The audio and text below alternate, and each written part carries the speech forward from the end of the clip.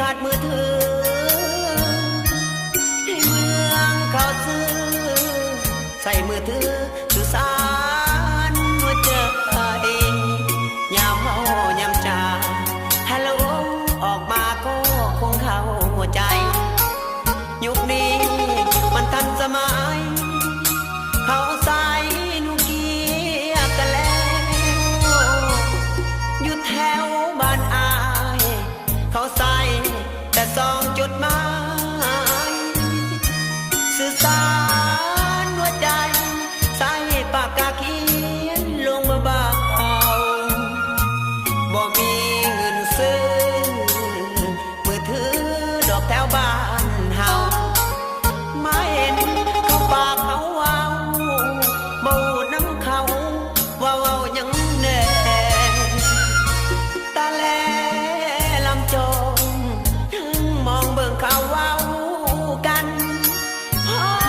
ปานใดเป็นสวรรค์เจ้าอยากรอกันปากหวานยินอ้อยจักว้าวอีหยังเสียงดังบ่มี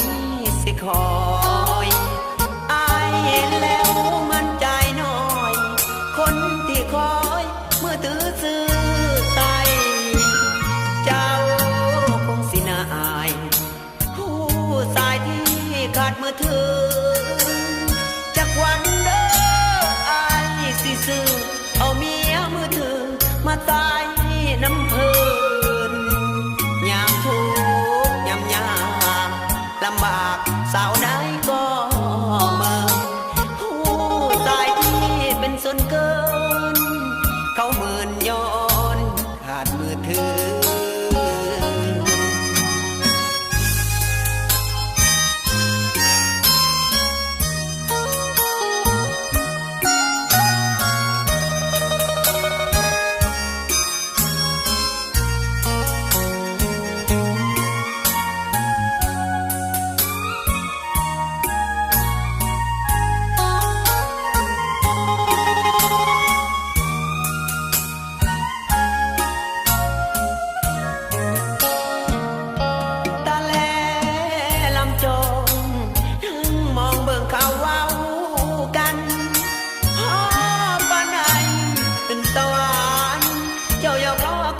ปากหวานยินอ้อ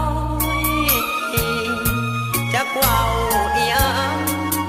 เสียงดังบ่มีสิคอยอายเห็นแล้วมันใจน้อยคนที่คอยมือถือซื้อใส่เจ้าคงสิน่าอาย